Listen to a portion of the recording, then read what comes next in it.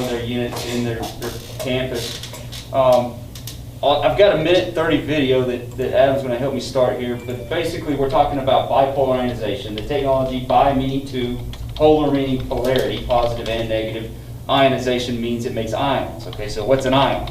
Ion is simply a charged, either positive or negative, molecule, atom, or a molecule or atom that is put into your HVAC system, blown in the ductwork through your supply grills and put into your space where it interacts with other things in your air. Adam, I'll let you start that video. And then I'll kind of tell you all the things that bipolarization does.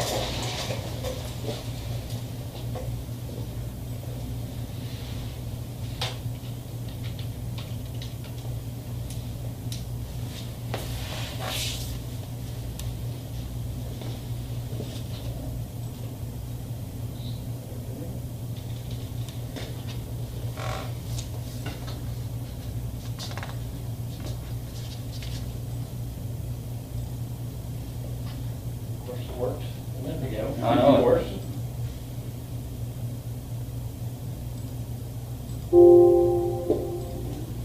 It's not the first time he's had to figure that out. Yeah. I have problems with the Microsoft Teams meetings speakers. Yeah. Which alpha you going to? There you go. Our patented needle-point bipolar ionization technology safely introduces ions into the airstream, using the airflow in your existing ventilation system as the delivery method. When these ions disperse throughout a space, such as an office or a schoolroom, they combine with particles suspended in the air. This creates a snowball effect in which particles of opposite polarity begin to cluster together. As these larger clusters pass back through the HVAC return, they're easier to capture in the filtration system. Our cleaning process is also effective against pathogens. When contact is made with ions, it disrupts many pathogen surface proteins, rendering them inactive. Other common indoor air pollutants include VOCs, or volatile organic compounds. There are hundreds of types of VOCs that are created by common household items, such as cleaning chemicals. Ionization is effective at tackling VOCs as well as odors, such as those lingering around nearby trash. Through our patented technology, VOCs and odors are broken down into basic harmless compounds, leaving the air smelling more fresh and clean. You can also feel confident knowing that, unlike many other products, our ionization cleaning process will not introduce ozone or other harmful byproducts into the air you breathe. So now we can stay inside to get some fresh air. Okay, so they quickly cover the things that it goes out into your space and attaches to. They started with particulates, airborne particulates, but I'm going to start with pathogens, because that's why we're all sitting here wearing masks 6 feet apart. We're talking about pathogens, in particular COVID. So somebody affected with COVID, even if they have their mask on, when they talk, the large droplets are caught with your mask, but the aerosol form goes through your mask. It's 0.125 microns, very, very small guy. To give you an idea how big it is, a fine grain of sand is about 100 microns, so 0.125 is a real little guy. So that they can stay suspended in space. They don't move with airflow. They're so small, and they'll stay active for about 3 hours. So somebody's contagious, goes into a space, is talking, leaves the virus there in the space, walks out. Anybody within the next 3 hours it goes in could potentially breathe that in and be infected. So those ions, a negative ion, will attach to that virus that's floating around the space, attach to it, and it deactivates. I used to say kills it, and I was corrected by a physician. It deactivates the virus so that if somebody breathes it in, they don't get infected. And we're talking about COVID, but I left the Adam pathogen testing. I've got testing from staph to MRSA, all mold, any pathogen that's airborne, it will deactivate that pathogen. We actually did COVID testing last May. The CEO of the company is a former fighter pilot, has a passion for the Air Force. So he has a contract with the Air Force to put him on airplanes. And the Air Force called him when COVID was going around and said, can we put this into a Tier 3 lab and test it with COVID? He said, absolutely, please do. Because at the time, you couldn't test it. It was more, let's find a vaccination, not let's come up with something to fight it. So they got it in 30 minutes, it killed 99.4% of the virus that was in a petri dish. So in 30 minutes time, it deactivated essentially all the virus that was in that space. And I've got the lab report, I left it with Adam, the actual tier 3 lab, third-party lab report, I left it with you, so you've got that. So pathogens attaches to anything in the space pathogen-wise. If it's mold, we did in more schools, they had mold growing on ceiling tile, didn't really realize it until we put it in, and the mold turned black when it died. Because Yeah, all over the ceiling tiles, just, they didn't even realize it was there. Came back the next day, completely black, it killed it all and everything. So that was one of the things that we noticed real quickly is that, yeah. it's, the thing about ions that's really hard for people sometimes, you can't see them. Can't see them, can't smell them. I mean, right now, if you had, we had 10,000, ions per cubic centimeter per second, you can't see it. But we do have a meter. One of the things that we do, our company installed them all for more Cushing schools. I think they're signing the contract for Putnam City Schools right now with us, is we actually test. So one, typically we'll provide you with a meter so that you guys have one so you can walk into a space and actually see the ion count. And two, when we finish installing them, we actually test them. And one of the specifications, that's one of the things we write in, is that they get tested so that you guys are assured. That's the big thing, is when he talks about the Air Force testing, is it has to do with the amount of ions that this space has per, it's measured ions per cubic centimeter per second. And you want 1,500? 50, so the COVID test staff nurses, they were all held constant at 1,500 ions per cubic centimeter in order to kill it, to deactivate it in 30 minutes. And a lot of our like package units, like you have at your school district, will run right under a diffuser. It seems to have a higher concentration. Will be 10,000. When you get out to the extremities, we'll still, in a space like this, like I can fill the air off of one of those diffusers. If you have a good throw rate, we can actually, I mean, you'll expect 3,000 or 4,000 in here probably. Yeah, it's important to go through and meter it because you can install it where it's not properly putting ions in the space. And if you don't get them down the ductwork, they'll never make it to the space. Yes, you'll have plenty of ions in your HVAC equipment, but those pathogens are so small that they won't make it back to the unit to deactivate them. So you want to put the ions in your space where the virus is. So viruses, that's what we're talking about. That's the hot button right now. The first thing he talked about was particulates, airborne particulates. The other metering device I have is a particulate counter. It measures how many particulates are in 1 cubic foot of space from 3 microns to 10 microns. In 1 cubic foot of space like this in a classroom, how many would somebody throw a number out there, what would you guess is in 1 cubic foot of space? Just airborne dust, mold spores, airborne particulates. It's like a test.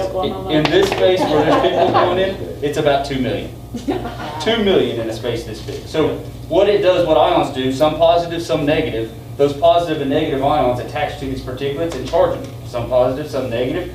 Positive and negatives attract. So anything smaller than 5 microns won't go back to your filter. So if 2, 3 micron particulates combine, you have 6 microns. So now it's big enough to get back to your filter. So your filter is more efficient. So you remove particulates in the air. They're just one thing that he always says in these meetings is, if you're sitting in your house and the sun comes through your window, how you can see the beam of light, that's the suspended particulates. So those are so small that when the wind, like the air turns on, they don't even move.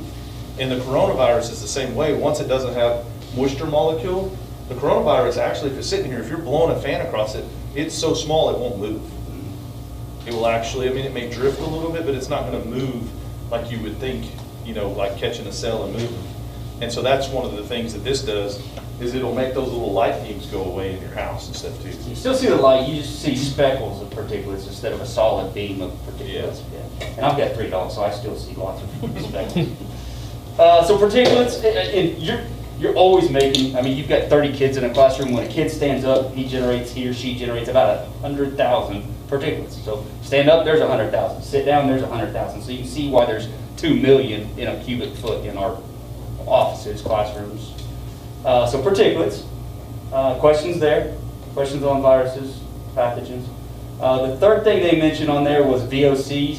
VOCs are gases that are released off our clothing, glue on the floor, carpeting, cleaning supplies, lots of different things generate VOCs. those ions will attach, let me use ammonia for an example. Ammonia, an ion will attach to ammonia, it'll break the molecular bond of ammonia and it'll reform into H2O, hydrogen and carbon. So things that happen in nature that aren't harmful for us. So it eliminates VOC, so particulates, VOCs, pathogens, and odors. Odors really just a VOC, it's a gas. So odors is another thing they addressed on there. But same way, it breaks the molecular bond of that odor, it's just a gas that reforms into H2O, carbon, hydrogen. Mother Nature makes ions, millions of ions. If I took my meter, and I've done it, right now if I walked outside, I'd read about 700 ions per cubic centimeter. Remember, we want to keep it at about 1,500 to 3,000. If I walk out during a rainstorm or lightning storm, it'll shoot up. I was in a lightning storm, it shot up to 80,000. Which tells you how many ions are generated during storms. It's nature's natural scrubber. It is. Waterfalls, waves. Yes. Yeah. High elevations. Mother Nature makes hundreds of millions of ions all the time. We're just making them The problem is inside. inside. Inside, you're not. So one of the things that these do as well is say if COVID subsides and you no longer have to worry about wearing masks and things, right? If you install these, it allows you to reduce the fresh air on all your air conditioning systems. So ASHRAE makes a standard, say this space right here has to have 400 CFM of fresh air, right? Well, that fresh air, if it's 100 degrees outside and raining in Oklahoma, you have to recondition that air constantly. And so that air is coming into your building all the time. That's why you have teachers that say, hey, it's humid, or it feels really cold, during the winter. These, when you install them, ASHRAE allows you to reduce that fresh air because it's cleaning the air. And so you can actually go in, and all of that equates to actually energy savings. Now, you don't want to do that right now with COVID, because the dilution is a good method as well. That's one of the recommended things is dilution. And so you want to keep those fresh air up, but whenever this subsides, you can actually go and probably recover the initial investment just in your energy conservation pretty quickly.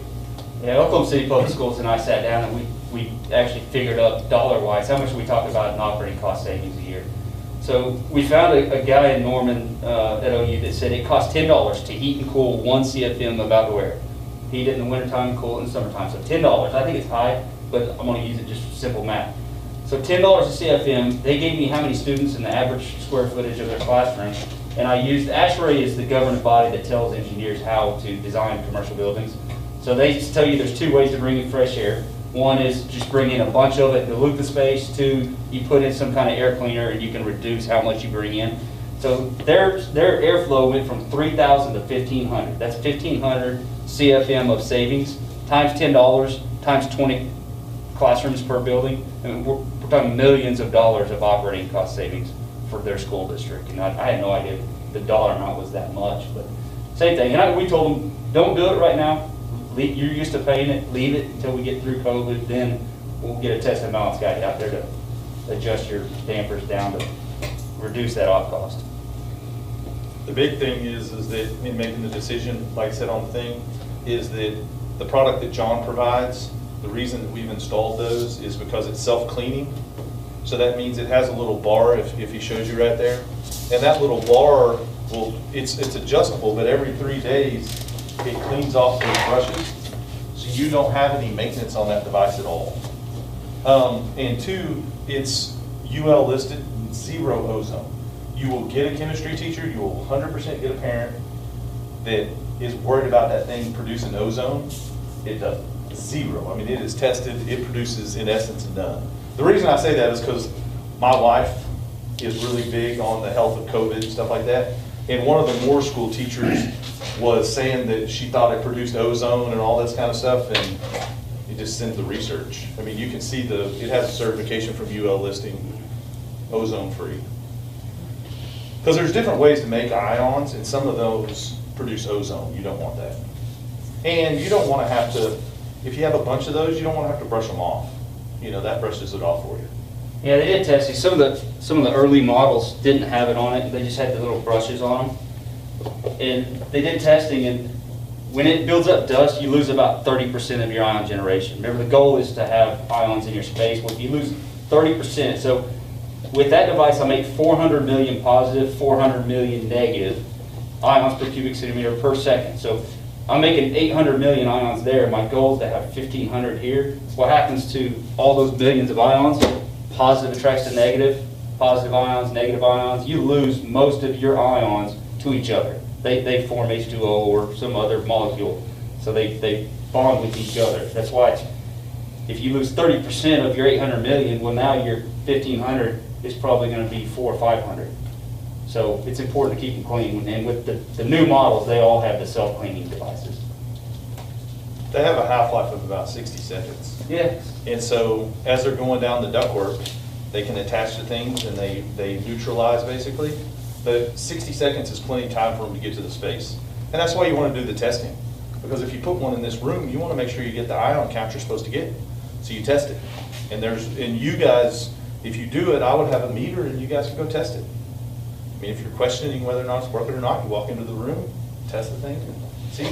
Yeah, we've been doing this product since 2009, and we've learned more about it the last year than we have the last 10 years, I promise. We installed them at more, and I was telling him, where you typically install them, we started moving them.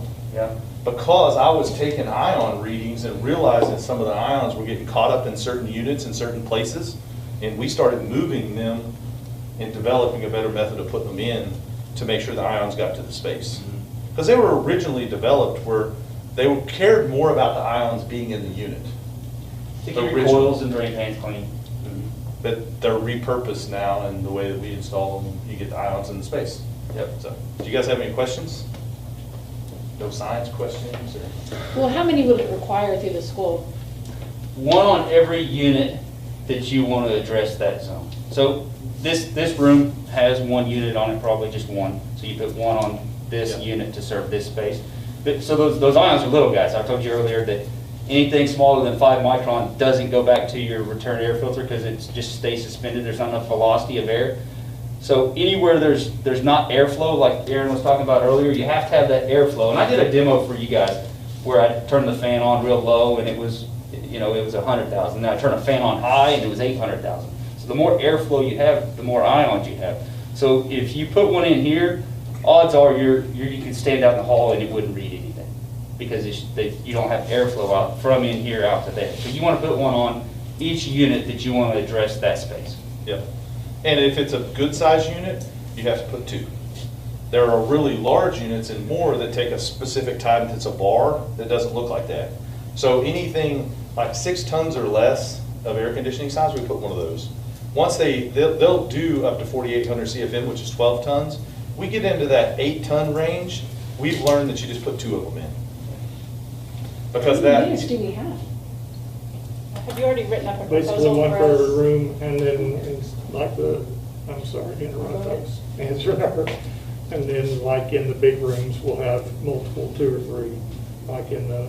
Each classroom has its own unit. Each one has its own unit.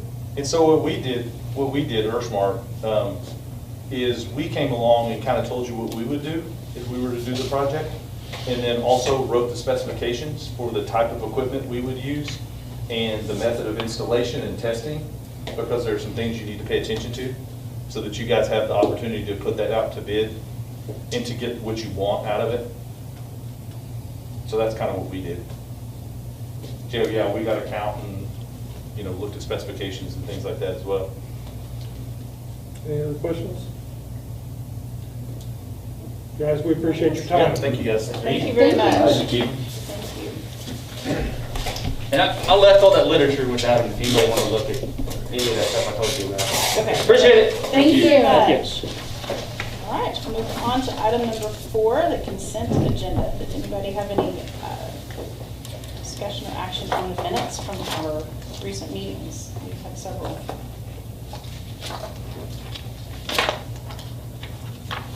No. All look good? All right. Jennifer, I'll let you do the finances. Okay. Starting on page 18 is your activity fund summary for March. And you'll notice there are outstanding encumbrances currently of $104,794.55. Those will either be used or closed by the end of the year. So we can't carry over any purchase orders in activity fund like we do in general fund. So Cassie's already started sending out lists and emails to the sponsors to let them know that they'll have to get those taken care of. Then on pages 19 to 24 are the summaries for each sub-account and their current projected balance.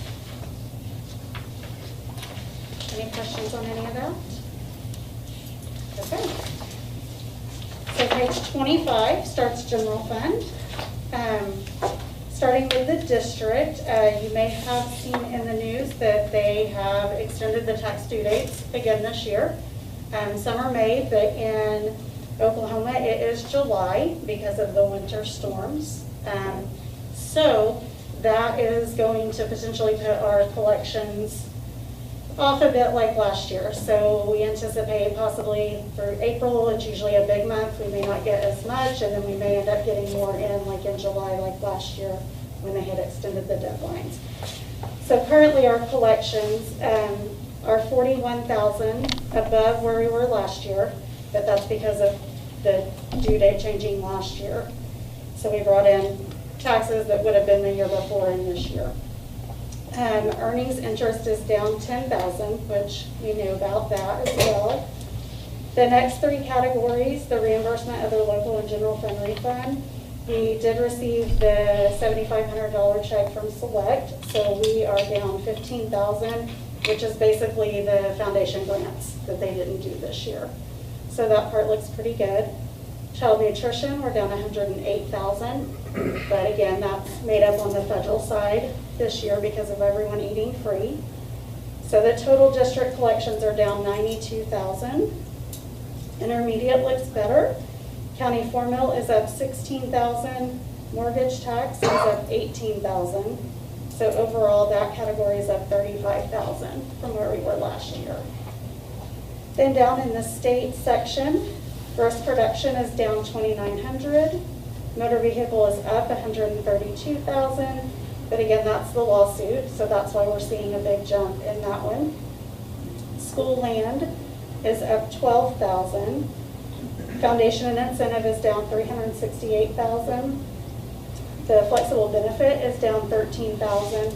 That's mostly due to the positions we didn't fill this year. Alternative ed is down $568. Reading sufficiency is down $1,100. So that brings the total state down $244,000 overall. Page 26 is the federal. The only thing that has changed in collection on that from last month is we brought in a MICHA payment from December, was $5,800. So our total revenue overall is down $87,959 from where we were last year. Any questions on any of that? Okay. So starting with page 27 are the encumbrances. I'll go through a few that are the higher amounts, and then if you have questions about the others, just ask. PO 538 was for the bleacher rental that you guys approved the contract last month. PO 554 was for Chromebooks and a Joey cart. So that actually gets the elementary down through second grade on a 1-to-1. And then we ordered 60 for middle school and high school each to have on hand, just not knowing what condition the ones that are out for distance learners are going to come back in. The next page, PO 557 to Apple. That is for the ECC teachers. Their current MacBooks were all end of life, so those needed to be replaced for next year. And then 568 is an HVAC unit we had to replace for Miss Brenniger's room. Page 29, there's a couple, they're pretty self-explanatory. 588 is the high jump pit mat. 589 is a milk cooler. And then over on page 30, 608 is to replace 5 rooftop HVAC units. So as you saw, Ms. Brenniger's is about $7,700. That's what we've been paying on average for each one. So with the ESSER money that we're getting, we have 5 of the oldest units in the district that are very end of life, just barely hanging on. We've replaced 2 this year so far. So we just decided it would be a good use of funds to go ahead and get those replaced. We can get a better deal because they all have to have a crane to install them. So by doing this, we can get the crane once for all of them versus the cost it is to get them each time. PO 610 is for a 14-passenger bus. It's very popular because you don't have to have a CDL to drive that. And then page 619 is a new fleet truck. Greg, the one he drives, is currently a 2009. So it's just time to upgrade a little bit for that.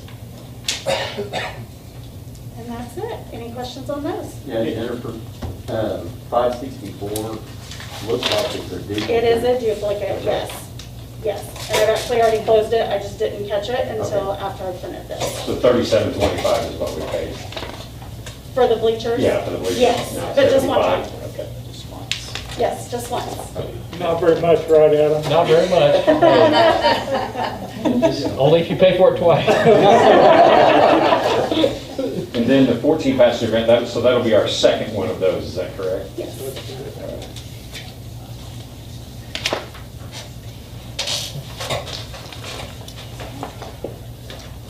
And so tell me a little bit about our vendor AMM.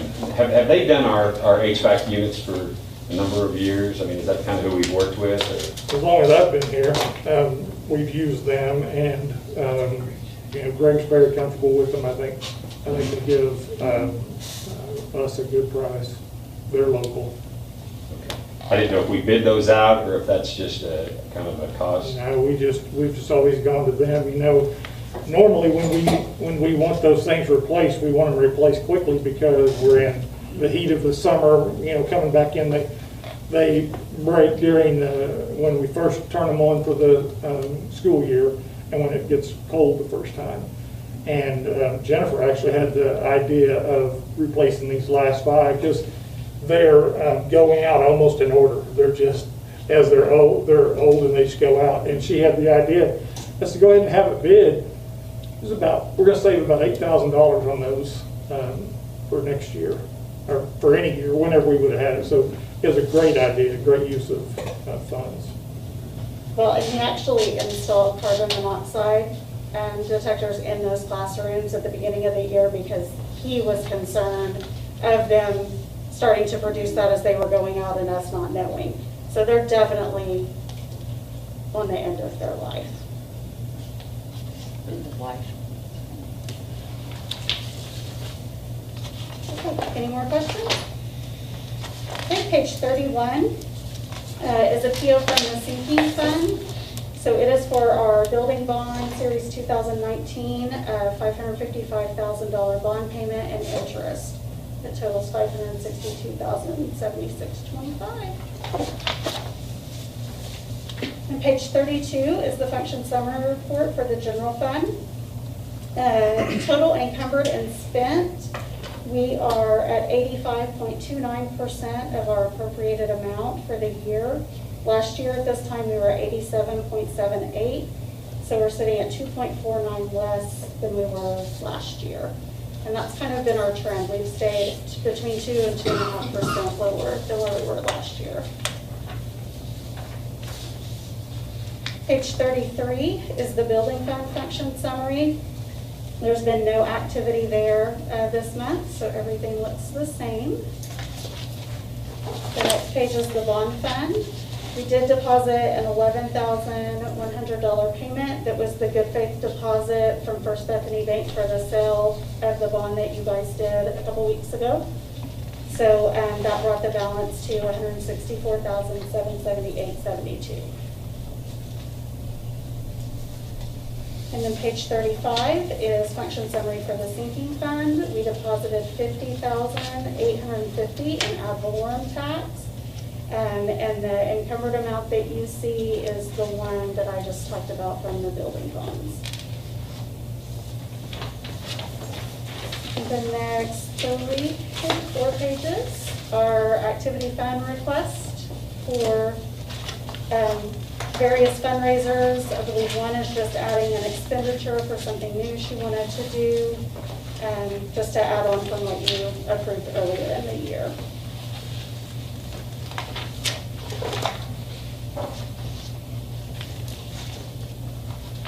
Thank you. Does anybody have any questions?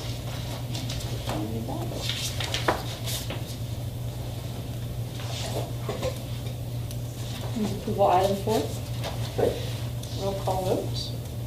Miller, Yes. Palmer, Yes. Pettit, Yes. Walczak. Yes. All right, move on to item number 5, staff reports.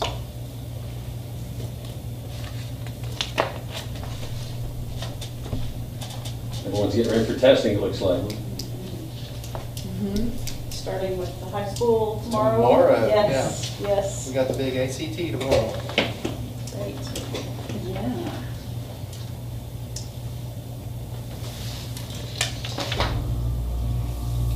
Ruben, you mentioned in yours that you're setting up for those virtual students, right? I mean, it's like you're...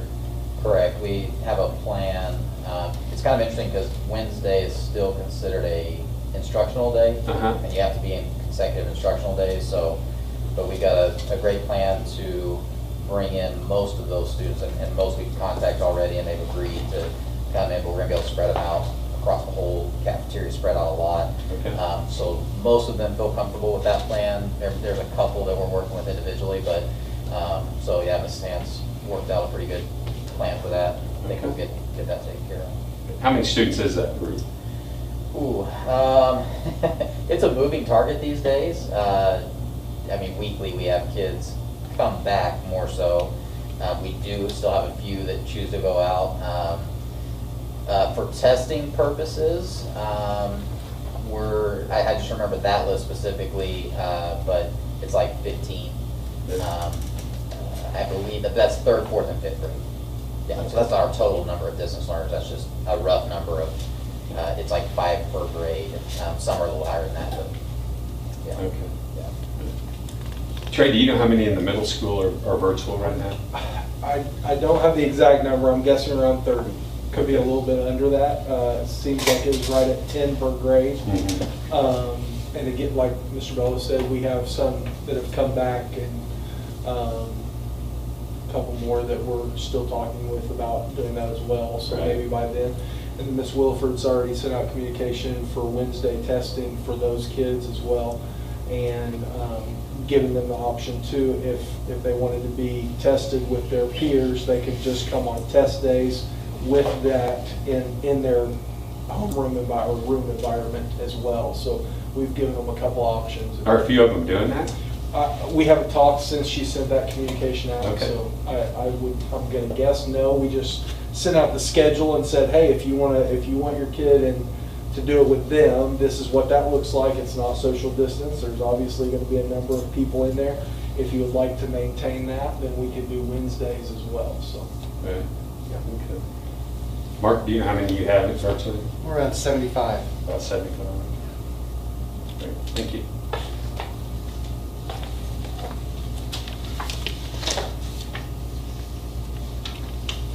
Does anybody have any more questions? Thank you. Yeah. Yeah, That's thanks. all you do. Appreciate you. All right, let's move on to item number 6, discussion and possible action to approve or not approve the following renewal contract agreement for remainder of fiscal year 21. Volunteer coaching contract for Bethany Heisman. Tell me a little bit about Brittany. I feel like I've heard her name. She was cheerleading girl. I don't know what she does for a real job. Do you? I don't know. I mean, I know she does our assistant chair with Amy, and I think she may do another school or two. Typically, that could be kind of what those people do, but I'm not certain. Maybe our gallery would like to get involved. There you go. She coaches at Deer Creek. She's the coach at Deer Creek, JV team in high school, our team, and she coaches at Cheers and More, which is an outside cheer gym. Thank you. Great job. Thank you, Amy. You're welcome. Move approval of item 6. Second. Roll call vote. Miller, Yes. Palmer, Yes. Pettit, Yes. Walczak. Yes. Great. Move on to item number 7, discussion and possible action to approve or not to approve the following contracts and agreements for fiscal year '22. A, More Therapy Services Incorporated for occupational therapy services. B, OneNet contract for services and/or products, E-rate funding year 2021. C, Oklahoma Department of Rehabilitation Services Transition School to Work, work-study contract. D, Trend Software License and Support Agreement in the amount of $6,000. E, the following United Systems E-rate fiscal year '22 category 2. 1, Managed Internal Broadband Services in the amount of $17,364.36. 2, Basic Maintenance in the amount of $11,568.02. 3, Internal Connections in the amount of $91,844.86, with the school portion being $48,310.90, and we should round those to be goodness, for the sake of reading all of that. Okay.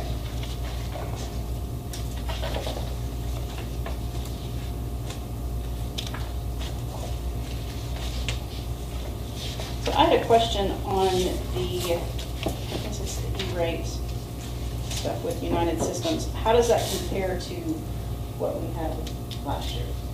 Price and lighting service. Sure. So all of those contracts you just stated, all of those are the same from last year, excluding the one you're asking about.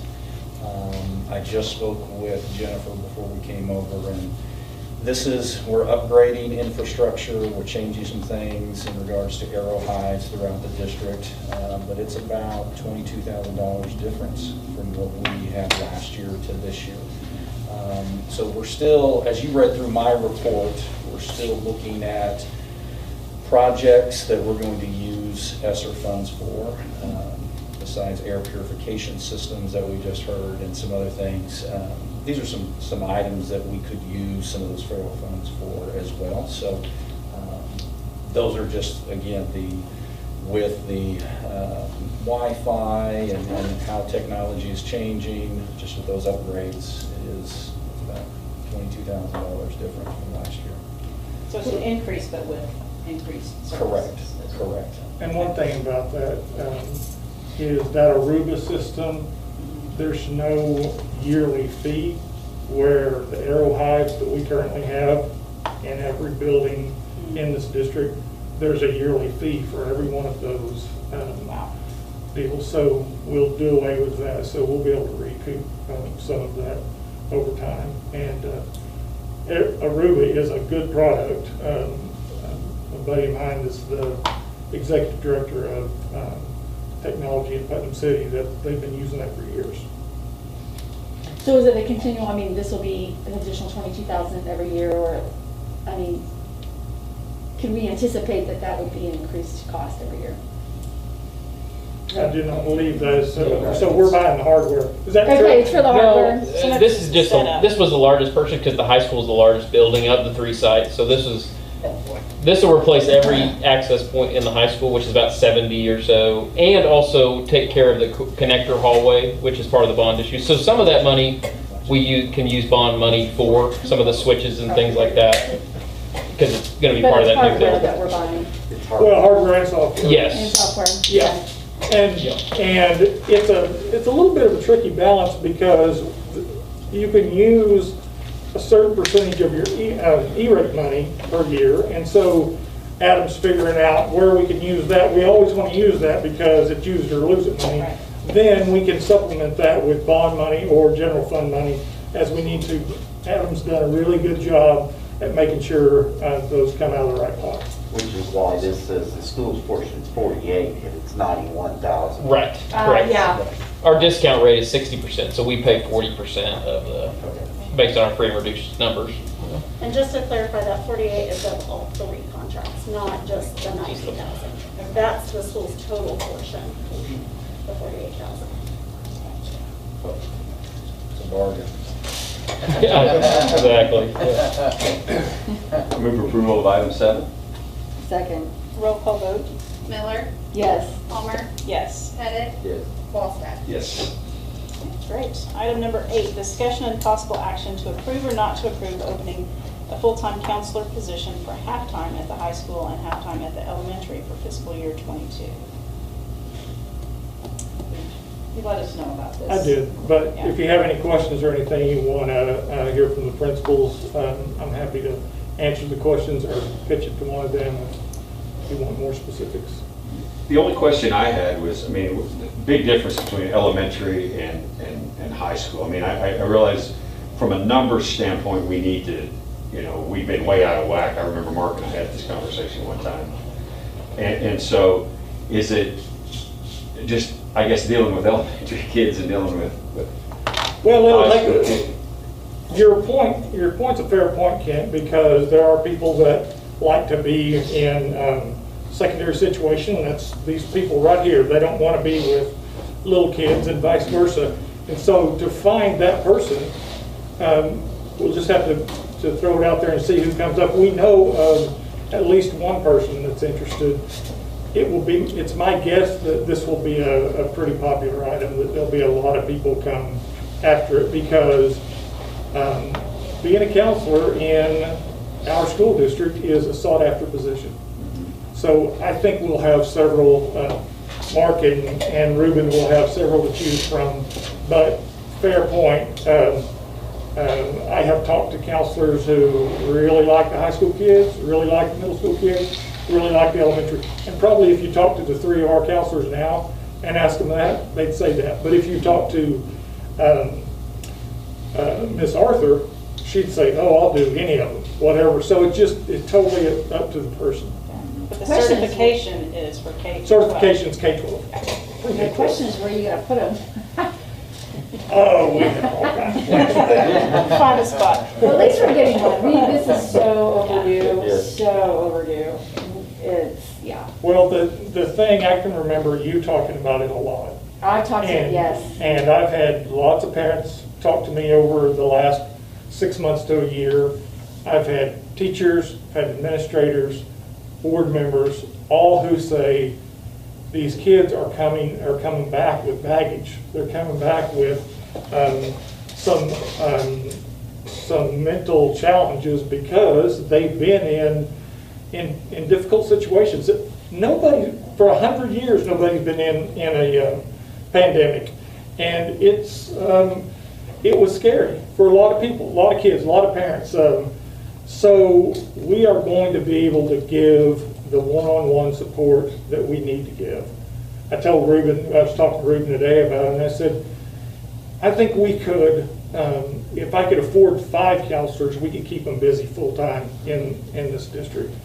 I don't believe you can have enough of the counseling. There are lots of different things you can do.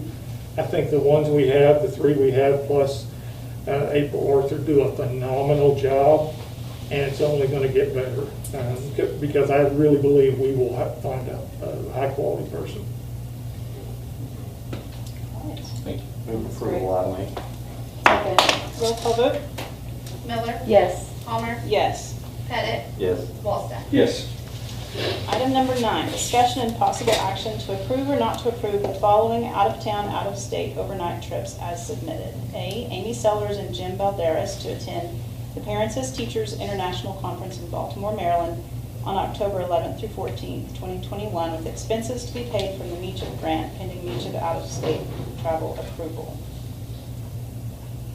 Move approval, item 9. Second. Roll call vote? Miller, Yes. Palmer, Yes. Pettit, Yes. Wallstack. Yes. All right, item number 10, executive session. We just have a couple of staffing items on there that I don't know if you have a question on that. I did want to explain item C, that contract extension. That was on the agenda for last month, and we did not include it in the motion or really in our discussion in It was on? executive session. Yes, and it was Passed a it total over? It was on there, oversight. but we didn't, you have to Total have to oversight. say, you know, that Yes. you're going Wow. to extend it for a year because it doesn't specify Yeah. the year. So Yep. We didn't have it in our motion when we reconvened. To be specific. Yes, yes, so that's why that's on there. Wow, I'm surprised I got past this. We're usually pretty good about I know. catching those things. Yes. Well, then we need to go into executive session. we Well, don't, it's up to we y'all. don't for me, but if I don't any of think you, If Okay. anybody feels like No. we need to, I don't. Move approval, item 10, A through C. You have to be specific on that. just It's extended 1 year. the contract to most allowed, which would be 1 year, 1 year, right? right, yeah. Second. Roll call vote. Miller, Yes. Palmer, Yes. Pettit, Yes. Wallstad. Yes. All right. Move on to new business. Do we have any new business? We do not. Okay, great. Then have some information items. So we've got District Teacher of the Year, Aaron Toller. He's so Trey did kind of a cool thing with Aaron. They brought the entire middle school out to the front on the grass there, and then brought Mr. Toller out. He didn't know what was going on, and then they announced that he was the District Teacher of the Year. He is a phenomenal teacher, and he'll represent us well. So, yeah. And then the support staff person of the year is Darcy Gillespie. We're here in the library, so that's appropriate. Darcy does a fabulous job. She is best friends with our new art teacher. So the culture in Bethany just continues to get better and better. Those two are a force to be reckoned with.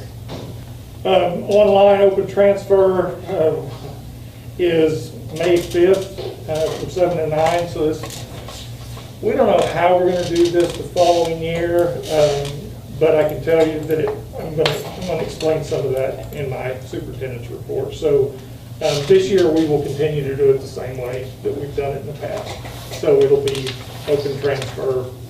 They fill out the little quick form, and then they do the longer form. It's first come, first served. We take the ones that we have room for. So that won't change yet, but next year, we'll see. All right.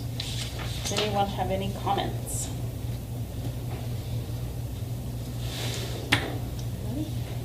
No? All right. Look forward to hearing your report.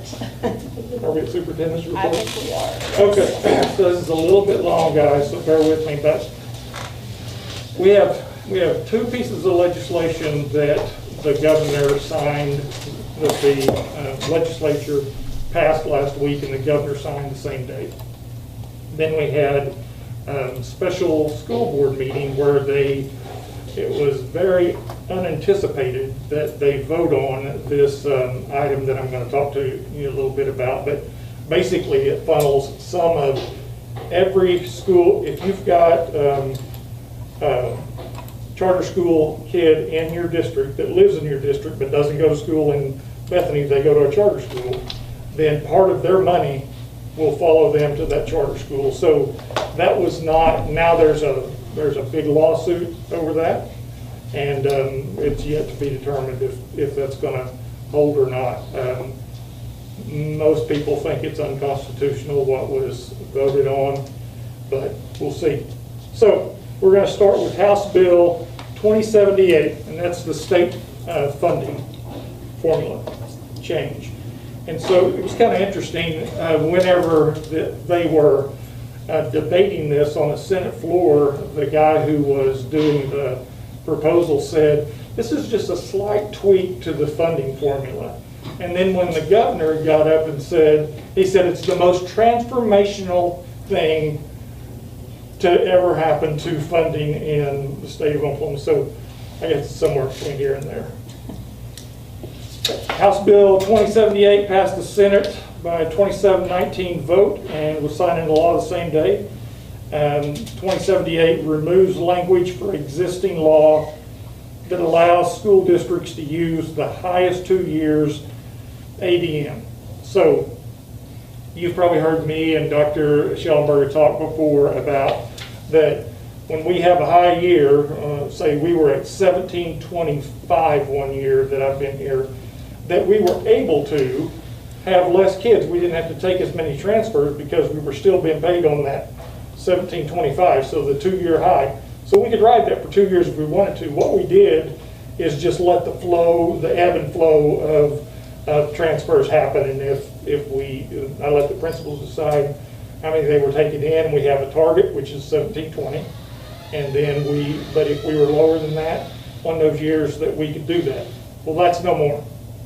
So now, starting July 1st, we'll be paying very close attention to making sure that we get around that 1720 mark. So it will most likely have a significant effect on Bethany because we are able to, won't have a significant impact on Bethany because we're able to pick our transfers, decide how many we're going to bring in. Not everybody in the state. So a kid from Tishomingo can go to Bethany if they get them here. And they're first on the list. They got to be first on the list. If any kid can go anywhere in the state, and they can go as long as they get at the top of that list for that grade level. So the only thing that we as a school district can say is we're going to set our limits on our grade levels. And so we will set those.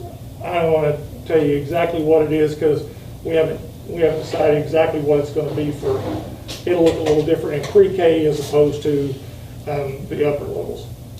We also have to factor in the fact that those banner kids are coming. We had 14, is that right? 15. It's been consistently just about 15 to Trey's 8th grade class every year to add to our freshman class. So we have a lot of things to factor in there, but when we set that number, we have to put that on our website. And so then we have to put how many we have and what our limit is. And so basically how many slots we have. That's exactly right. So anybody that wants to know can go on there and say, well, you've got 2 slots open, and we would have to pull off. So we will keep a list by grade level of every kid that wants into this district. The parents have filled out the information, and so then we just go to the top of that list. And it used to be that we had some latitude about, attendance and grades were pretty nebulous, not grades, attendance and discipline were pretty nebulous. Now, attendance has to be 10 unexcused absences in a semester. And the other thing is it refers you back to another part of the law, and it's basically things that will get you suspended. So if a kid hasn't been suspended, they may have a lot of discipline, but haven't been suspended, we can't use that. If they've been suspended, we can use that. So, and then the same thing with attendance. To remove transfers. This is to remove transfers. That's right. What's the catch or whatever with accepting transfers? Do we only accept once a year? Is it only one time, or do we transfer multiple times? That's a great question. It's free game. It's all year long. So we take from July 1st on, as long as if we have room, we have to take it. So you have to keep that updated, David? We have to keep, what I read on the actual law said that it has to be posted 4 times a year. They gave the month that it has to be posted, so it has to be updated. There's no reason why we wouldn't keep it updated more than that, because it's the law of the land. So this is what we're going to do. And so we're going to be as fair and considerate to all those people, and when they come in, they're going to be Broncos, and that's just the way it is. It puts a little stress on us, but we'll make it work. We'll just make it work. So a particular student could transfer and go to however many schools their parents could 2 a year. You can go. You can transfer 2 times per school year, which is way too much mobility for any kid. But we'd have to kick someone out before we'd have room again. But we have to stay. Well, a kid can leave on their own. Right. Yeah, we could have somebody leave and say, and then we have to fill that spot again. So that creates a lot of. So you'll figure out, the right. max at the elementary, max at the middle school, max at the high school, and then we just have to keep cycling bodies. But we set our max. So we'll set. What I said in here earlier is it's not going to have a huge effect on us because we've been running about 1720 for the last 4 years. We were a little shy this year, I think 1709, but you can't tell We were that. around 1520 or something, students. Where did I get that? No, no, we've been there a long time. 17. Yeah. So anyway, we. Maybe when you first came on board. I mean, we've stayed consistent. We've been around 500 and something in the high school, about 350 in the middle school, and about 750. But then I should do the math and see that probably comes up to 1,700. But yeah. So, anyway, I don't think that it's not going to have a significant impact on us. It's going to be different. Everything that the impact is going to be internal on these guys, on us, and just making sure that we're following the law, that we're getting that posted and up to date, that we're doing the things that we're supposed to do. But we're going to have the same number of kids. Now, the thing that's the frustrating part of this whole deal is that in the past, if somebody wanted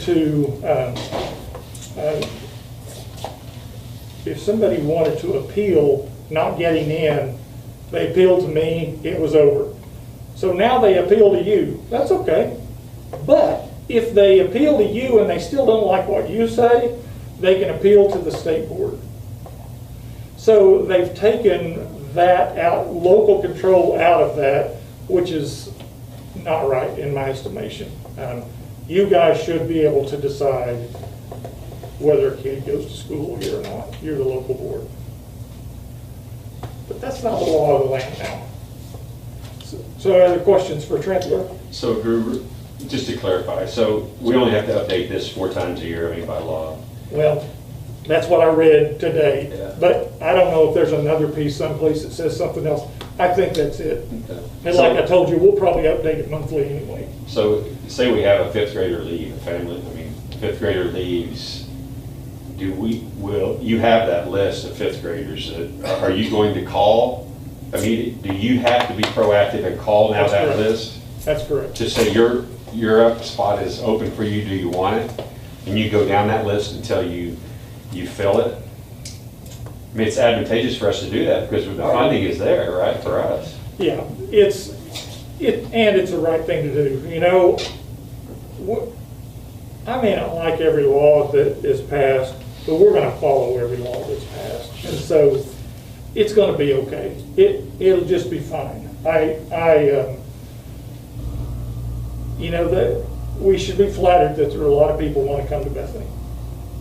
And they do. And there'll still be a lot of very disappointed people because we're bringing in 1720. Now, there is a little, I don't think it will happen, but it could happen.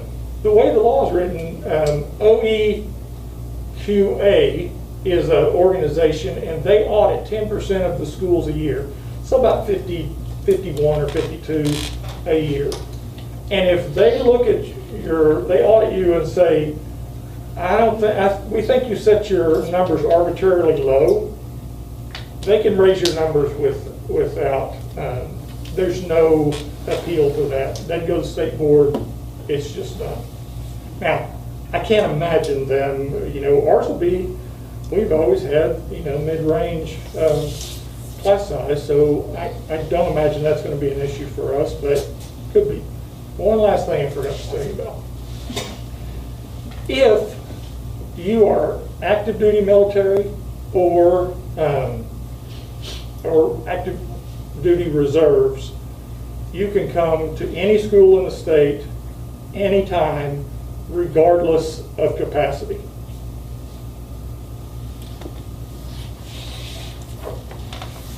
Is that the student or their family members?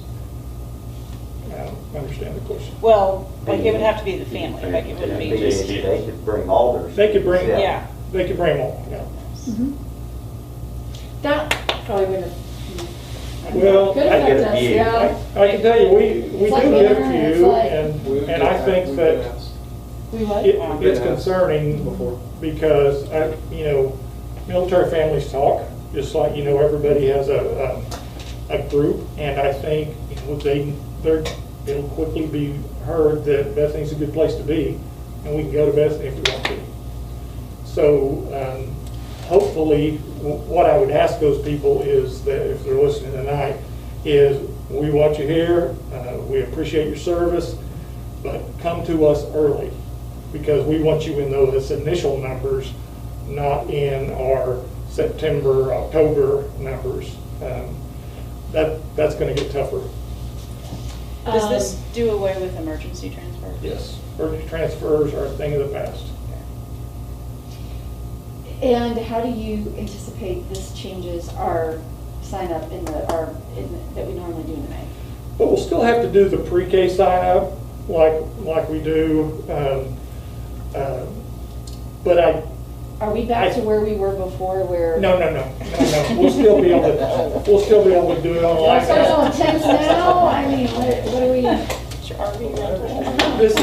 This is an Andy question, but this is how I see that happening. Based on what I read on the law, is we have to start at a certain date, and I don't know what that date is, taking classes, taking people.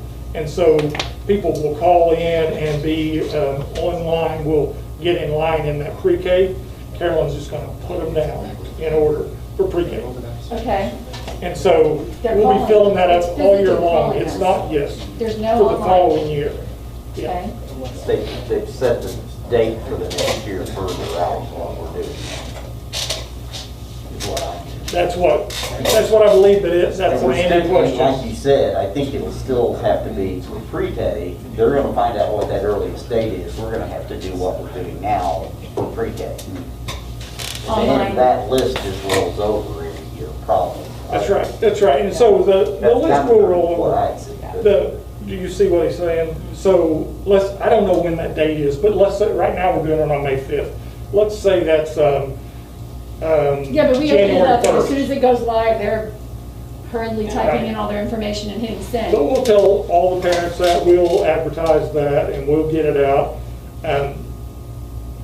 We'll make it work. But how does it change? I mean, we can But still use that then process. after pre-K, I mean, and I may have read it wrong. It looked to me like you're just on the list until you just keep moving up grades. Oh, I see, yes. It's just it's a master list, basically. It doesn't reset every year. It is a master list. Oh, wow, yeah, okay. And you can still do the computer thing initially, but it doesn't matter. It's a list. I didn't read anywhere on the law that there was a reset every year on the list. That's what I did. You just roll up. Now what happens, and what these guys will tell you, we start calling people in September, October, November. A lot of those people that put their name on the list, they don't want to come now. They're established in another school. Sure. So then they say, we don't want that. We mark them off the list. They're going to have to come back around. But I think that we'll have, we'll be at capacity before October 1st. We'll just make sure we are. You know, we just have to, our operations have to look a little different, and we'll make sure that happens. What's the theory behind this? What's the big impetus to change this? It sounded to me like somebody thought that there's schools way under reporting their capacity and not accepting students. And so they're wanting more freedom to change, and they want to make sure that you're offering all your space that you can. Right? I think that could be it. What I think is more it, what I believe is that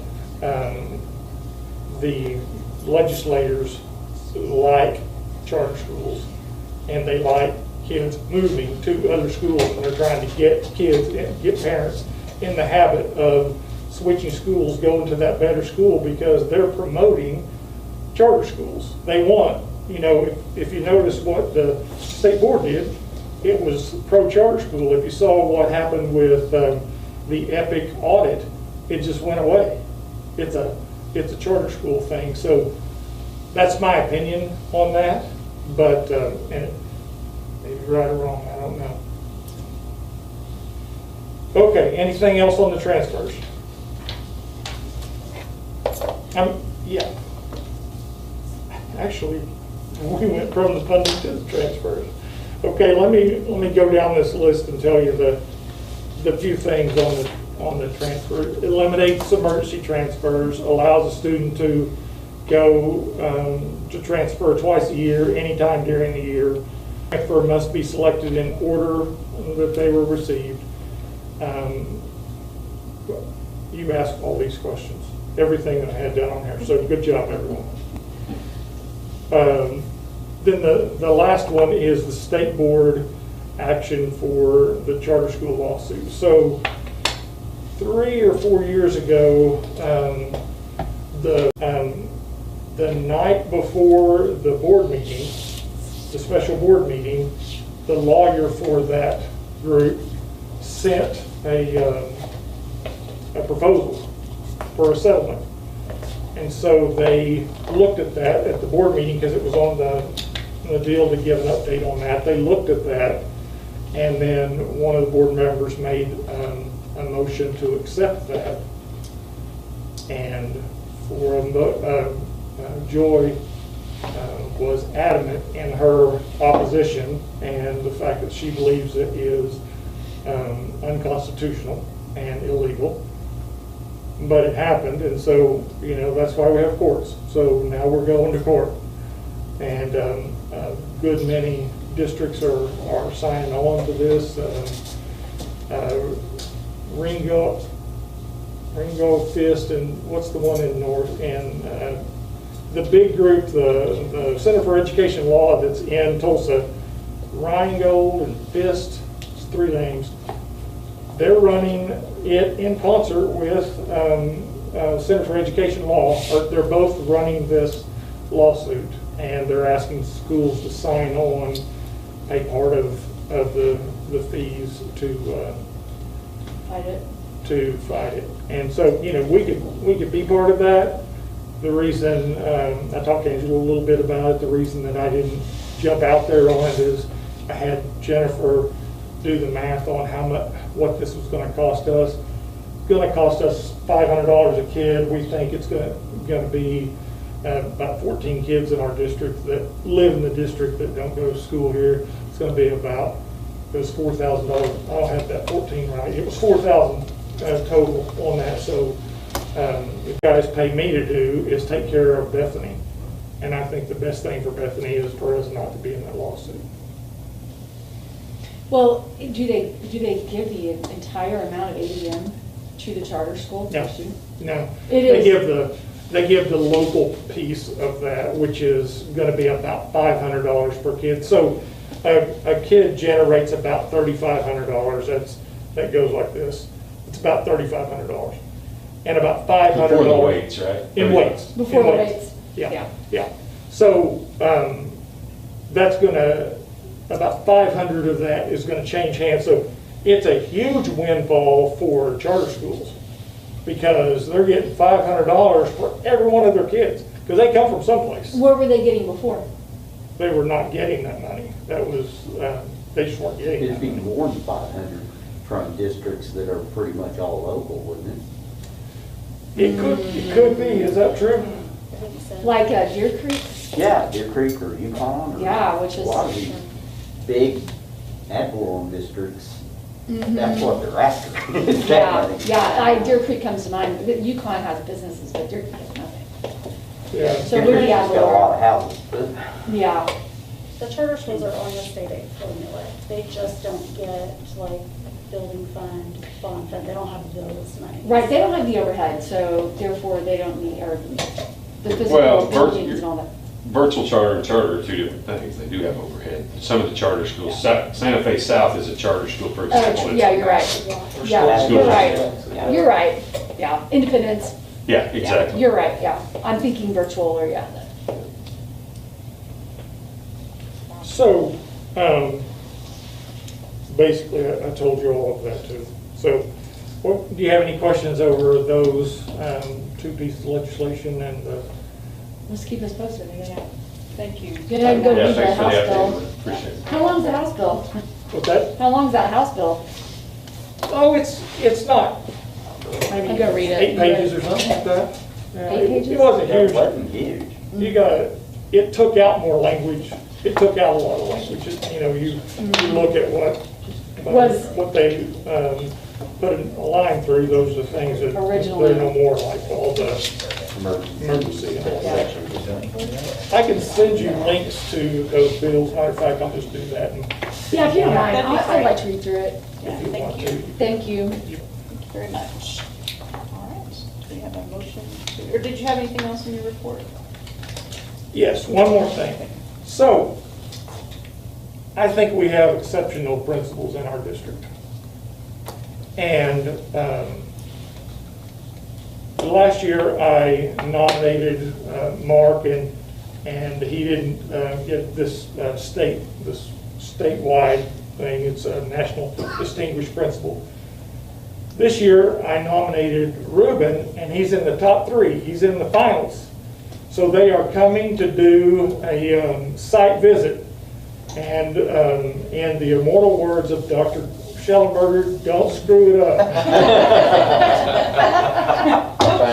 I'll try. No, we're proud of him. He, any one of those people over there could win an award. It's just, it's the timing of the year, but Ruben's got a good shot this year, I think, and